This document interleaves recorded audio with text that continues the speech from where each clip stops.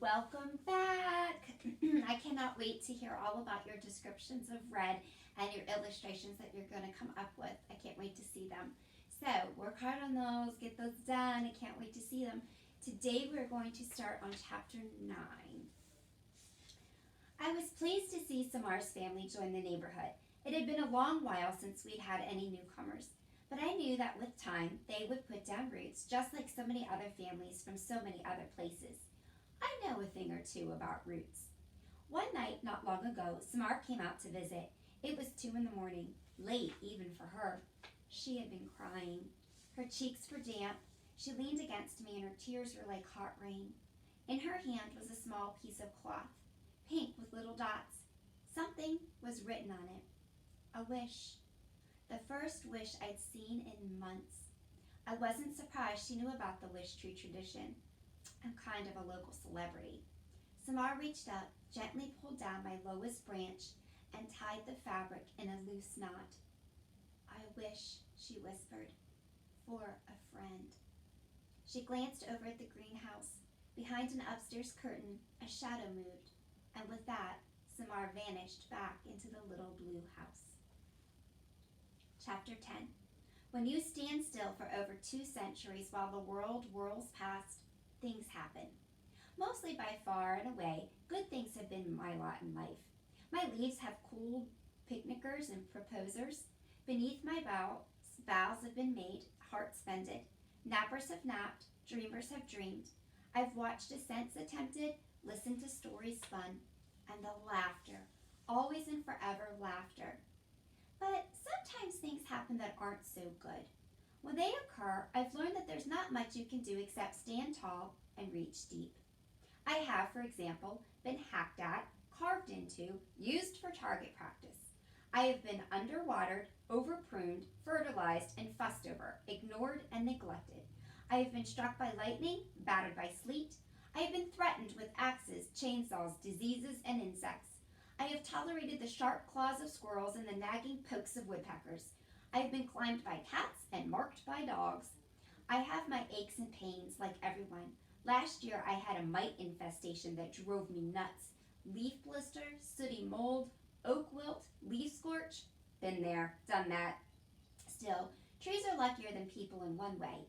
Only 1% of a fully grown tree is actually alive at any one time. Most of me is made of wood cells that are no longer living. In many ways, that makes me tougher than you. So yes, I've seen a lot. And who knows, I may see much more. I could live to be 300, 500 even. It happens. Red oaks lead long lives, longer than our daintier friends, black willows, persimmons, apples, and redbuds. And yet, a few days after Samar's tearful wish, something happened that made me wonder if I'd finally witnessed too much. Chapter 11. The morning was budding and I was waiting for warmth. Down the street, a lanky boy was lingering near a stop sign. Head down, he was hunched over like a wind-blown weed. In his right hand was something shiny, a tool maybe, or a pen. He was smiling just a bit, as if he told himself a joke only he perhaps understood. All day long, I see people lost in thought, talking to themselves, grinning, frowning. He was nothing out of the ordinary. I was in the midst of a conversation with Bongo, who had just pointed out to me that I was a year older, 216 rings old to be precise. Another sprout day, I said. I still feel like a sapling. You don't look a day over 150, Bongo replied. Best looking tree on the block. I'm really, I paused for comic effect, getting up there. Bongo, who was perched on my lowest branch, sighed. A crow's eye is unmistakable, like a groan from a tiny, cranky old man. Tree humor, I explained, just in case Bongo had missed it, although of course she hadn't. Bongo misses nothing. Because, I'm so tall. Really, Red, Bongo stretched, admiring her lustrous blue-black wings. That's the best you got from me this morning? Maybe you'd appreciate my joke more if you weren't so sensitive about your stature, I teased. Corvids don't give a flying field-tether about height, Bongo said. Smarts, wiles, trickery, cunning, that's what counts in our neck of the woods. Corvids is a fancy name for birds like crows, ravens, jays, and magpies. Bongo says she's too classy for a label as common as crow. A soft wind tickled my branches. Spring, that old rascal, was teasing us with the promise of warmer days. The truth is, I said, it doesn't matter what size you are, Bongo. We grow as we must grow, as our seeds decided long ago. Red, way too early in the morning for the wise old tree routine. Bongo gave me a gentle peck. Although you're right, it doesn't matter how tall you are. In a fluttery blur, she sailed to a telephone pole far above my leafy canopy. Not when you can fly, Bongo! At almost the same moment, Samar and the boy who lived in the greenhouse, Stephen, stepped onto their porches. Both had backpacks. Both looked eager to meet the day. Their eyes met. Stephen nodded, just a flicker, and Samar nodded back. Not a hello, exactly, just an acknowledgement. Stephen ran off to the elementary school down the street, but Samar hesitated. Hello, she called softly. Right on cue, Bongo replied, hello, and as she did every morning, sounding just like Samar. Bongo can also do a passable tuba, an impressive chihuahua, and a fine police siren. Samar looked up at Bongo, grinned, and headed towards school. With that, Bongo let loose a hoarse and gleeful caw and set off to wait for children to arrive at school. She was a regular there. Everybody knew her. She enjoyed annoying the children, and they enjoyed letting her annoy them. Bongo especially liked to untie shoelaces. While the children were busy retying them, she would snatch treats from their lunch bags. Every now and then, she would even make a polite request. She could say, chip please, no way, and you rock when it served her purposes. Watching Bongo soar, I considered, not for the first time, my rambling roots. What would it be like to fly? To burrow? To fly, to burrow, to swim, to gallop. Delightful, no doubt, sheer joy, and yet I wouldn't trade a single rootlet for any of it. It is a great gift indeed to love who you are. Chapter 12. By this time, the lanky boy had walked past me, swiveled, and returned. Glancing over his shoulder, he stepped onto the brown lawn that blanketed my roots. The air changed, quivering the way it will when people are near, with chemicals, with pulsing heat, with humanness. And then it happened. He dug into my trunk with the object in his hand, fast, deliberate. Again he checked his surroundings. An elderly woman crossing the street smiled at him and shook her head. She was probably thinking, how sweet! I'll bet he's carving a heart with initials in it. Oh, to be young and in love. People are under the impression that trees don't mind being carved into, especially if hearts are involved. For the record, we mind. I'd never seen the boy before. He was big, maybe a high schooler. It's hard to know with people. With the tree, I can sense to the month, sometimes to the day, its age. I couldn't tell what he was carving, of course, but I could tell from the determined way he moved that it was meant to hurt. Not me. Somehow I sensed it wasn't meant to hurt me. I was just his canvas. That said, it's not exactly a picnic getting hacked into. Bark is my skin, my protection from the world. Any wound makes it harder to fight off disease and insects. I wanted to yell, stop, to say something, anything. But of course I didn't. It's not our way. Trees are meant to listen, to observe, to endure. He was done quickly. He stood back, admired his work, gave a little nod, and left. As he walked away, I saw the tool clutched in his fist, a little screwdriver with a yellow handle, thin as a twig, bright as a meadowlark. Chapter 13. Bongo was the first to see what had happened to me. She landed at the base of my trunk, head cocked. Dropping the potato chip in her beak, she cried, I leave you alone for a few minutes and look what happens. What on earth? It seems someone mistook me for a pumpkin, I said. When she didn't smile, I added, because, I was carved? For the millionth time, Red, explaining doesn't make things any funnier. Bongo flew to my lowest scaffold branch, one of my big primary limbs. She examined my injury. Does it hurt?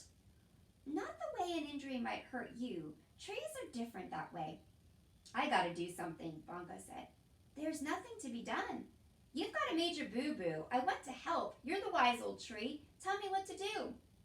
Really, Bongo, time heals all wounds. Bongo hates it when I philosophize. She rolled her eyes. At least I think she did. It's hard to tell with crows. Their eyes are like morning blackberries, dark and dewy. I just hope my bark isn't ruined, I said. That's my favorite side. It's not ruined, just decorated, like those tattoos people get. Bongo nudged me with her beak. Show me who did this. I'll get him. I'll squawk at his window in the middle of the night. I'll drive bomb him and yank out some hair. She flapped her wings. No, better yet, I'll make a deposit on his head. I'll make a deposit on his head every day for a year. I didn't ask what kind of deposit. I was quite sure I knew. Bongo, dear, I said, that won't be necessary. Bongo shifted from foot to foot, something she did when she was working out a problem. You know, she said, it's almost time for wishing day. Maybe this is some kind of wish, just a poorly delivered one. Another wishing day, I repeated. It seems like we just had one. Had a whole year already come and gone. Days have a way of slipping past like raindrops in a river. One more second, Bongo said, of greedy people bugging you with their needs. One more round of hopeful people wishing for better things, I corrected. Wishing day was always a bit hard on me and on my residents. Usually the animals and birds stayed away that day to avoid curious hands and endless photographs. But it was just one day. I understood its history and my role in it. I knew people were full of longings. A mother tugging a toddler along the sidewalk froze in place when she saw my trunk. Mommy, what does that say? She asked her little girl, who was clutching a stuffed toy dog by its bedraggled tail. The mother didn't answer. Mommy? They crossed the lawn. The mother stepped close to me. It says leaf, she finally said. Like trees have leaves?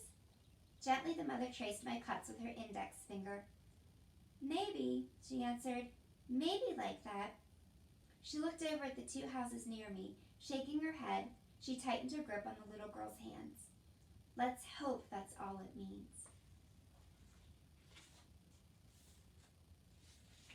Chapter 14.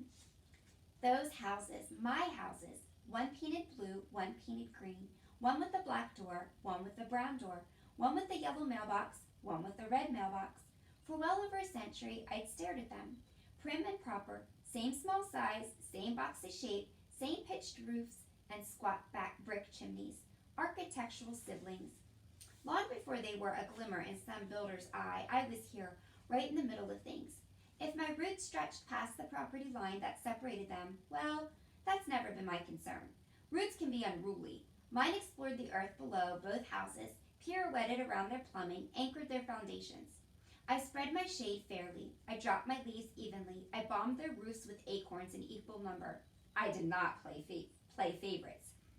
Over the years, many families had called those houses home. Babies and teenagers, grandparents and great-grandparents. They spoke Chinese and Spanish, Yoruba and English and French Creole. They ate tamales and pani puri, dim sum, and fufu, and grilled cheese sandwiches. Different languages, different food, different customs. That's our neighborhood, wild and tangled and colorful, like the best kind of garden. A few months ago, a new family, Samar's family, rented the blue house. They were from a distant country. Their ways were unfamiliar. Their words held new music. Just another transplant in our messy garden, it seemed. Except that this time, something changed. The air was uneasy. The parents in the greenhouse refused to welcome the new family. They were polite nods between the adults at first, but then even those vanished. Other things happened. Someone threw raw eggs at the blue house.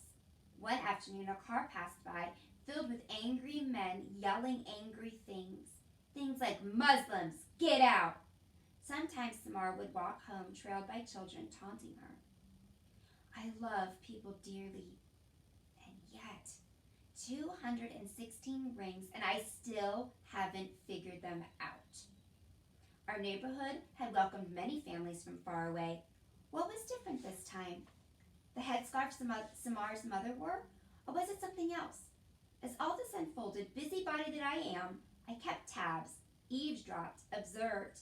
I never interfered, though. Trees are impartial observers. We are the strong and silent type. Besides, what could I possibly do? I had limbs, but they could merely sway. I had a trunk, but it was rooted to the earth. I had a voice, but it could not be used. My resources were limited. So, too, as it turned out, was my patience. Chapter 15. When you're the neighborhood Wishtree, people talk. It didn't take long for folks to learn about the ugly word carved into my trunk. People stopped to stare. They gathered in little groups. They grimaced and shook their heads and murmured. By lunchtime, the police had arrived. I am not, as it happens, a stranger to law enforcement. A pair of calico kittens reside across the street. They love climbing up my trunk to my uppermost branches. Unfortunately, they don't love climbing back down. In the last 2 months, Lewis and Clark have been rescued twice by the fire department and 3 times by the police. Sandy and Max, the same police officers who'd rescued the kittens just last week, climbed out of their patrol car to check me out. They frowned. They searched the lawn for clues. They talked to passerby and took photos. "Bongo," I whispered. "I'm an official crime scene." She was not amused. The owner of the houses, and therefore technically of me, was the one who called the police. Francesca, tall and thin, with short, dove-gray hair, lived across the street. The blue and green houses had belonged to her family for generations. Francesca was also the owner of Lewis and Clark, my intrepid visitors. With a grim look on her face, Francesca strode across the street to talk to the police. Lewis and Clark squirmed in her arms. "That tree," Francesca said to Sandy, who was taking notes on a little pad. "It's been nothing but trouble for as long as I can remember." Francesca had never been the sentimental sort. She likes cats more than trees. To each her own. I happen to like trees more than cats. "Oh, but people love the wish tree," said Sandy. She looked me up and down. "Although I imagine it's a lot of work for you." "Every year, the day after wishing day, I swear I'm going to cut the thing down," Francesca said. It was true, but I knew Francesca didn't mean it. She and I went way back. "The cleanup isn't the worst of it," Francesca continued. "The things people wish for, the craziness. Last year someone wrote, 'I wish for chocolate spaghetti,' in permanent marker, on a pair of underwear. Tossed it way up high." "Chocolate spaghetti," Sandy said. "I could get behind that." "Craziness, I tell you." Francesca stared at me. "It's just a tree after all. Just a tree." "Just a tree" seemed a tad unfair. But Francesca looked tired and angry, so I tried not to take it personally. Sandy closed her notebook. People believe what they want to believe. About trees, she stared at the newly carved word. About people, too. "What now?" Francesca asked. "Don't know," Sandy said. "The tree belongs to you, not the new family, and you've been here forever." Francesca smiled sadly. "Suppose it could be me they're hoping will leave." They watched Max place a circle of yellow crime tape near my trunk using metal stakes. "Don't think so," Sandy said. Max joined them. He stroked the kittens, who purred loudly. "One problem, in terms of prosecuting anyone," he said, "is the history of this tree. It's almost May. When people leave their wishes or whatever, hard to say for sure this isn't part of the whole, tradition thing," he shrugged. "That's assuming we figure out who did this, mind you. People are supposed to make their wishes on a rag or a piece of paper, not carve it into the trunk," Francesca said. "That's why, back in Ireland, they called these raggy trees. Nowadays, a lot of people just tie a rag around a branch and write their nutty wishes." She shrugged. "In any case, leave is not a wish. It's a threat." "It certainly is," Max agreed. Francesca nodded at the cracked and buckled walkways leading to both houses. "Tell you one thing, wish tree or not, this oak is destroying the walkways. Messing with the plumbing, too. Roots go on forever." She shook her head. "Maybe it really is time to cut it down. No more leaves to rake, no more wishing day mess, no more of this unkindness." Lewis leapt from Francesca's grasp and dashed for my trunk. Sandy tackled him just in time. "We'll finish up our investigation in a day or two. Be out of your hair," Max said. "Then you'll be free to do whatever you want with the tree." Francesca said, taking Lewis from Sandy, "my father almost cut this tree down years ago. My mother wasn't having it. Family lore or some such thing. Soft-hearted nonsense," she sighed. "Guess it's up to me." "Meantime, you keep us posted if anything else happens," Sandy advised. Francesca headed across the lawn, holding the kittens close. Leave, she murmured. What a world. What a world we live in. Chapter 16. When you're a tree, a phrase like cut it down is bound to get your attention. Francesca had hinted at such things before, but always in jest. After a long October afternoon raking my newly shed leaves into crisp hills, or after a particularly messy wishing day, or after stepping on my acorns in bare feet. I felt bad about the walkways. It's an occupational hazard. To stay alive, I need a vast network of roots, and roots can be surprisingly strong. Did you hear that? Bongo asked, watching Francesca enter her house. She sounded serious this time. I've heard it all before, I said. Unfortunately, the newbies heard it too, Bongo said. Bongo calls every fresh crop of babies newbies. She pretends to be annoyed by their antics, but I know better. Listen, Bongo urged. Sure enough, I could hear the baby skunks wailing from their hidden nest under the porch.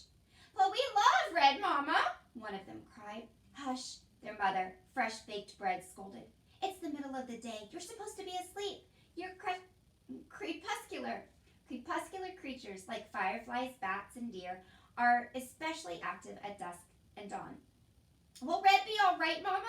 Asked another baby, whose voice I recognized as Rose Petal asked. All skunks name themselves after pleasant scents. I'm not sure if this is because they're a bit defensive about their reputation, or if they just have a sly sense of humor. Of course, said her mother. Red is indestructible. Bongo looked at me. See what I mean? Oh dear, I thought. By tonight they'll all have heard. The opossums, the raccoons, the owls. Little Harold will be beside himself. Harold was the smallest barn owl nestling and a great warrior. Barn owls give themselves sensible, no-fuss names. I'll talk to everyone, Bongo said. Calm them down. Tell them not to worry. I'm sure things will be fine, I said. I've seen a lot in my years. The things I've fretted about have never come to pass. I could write a book, I paused. In fact, I could be a book. I paused again. Because, paper's made out of trees. Bongo gave a screechy crow laugh. She didn't even scold me for my lame joke. That's when I started to worry. Enjoying it. I will see you in reading groups. Until then, have a good day. Love you.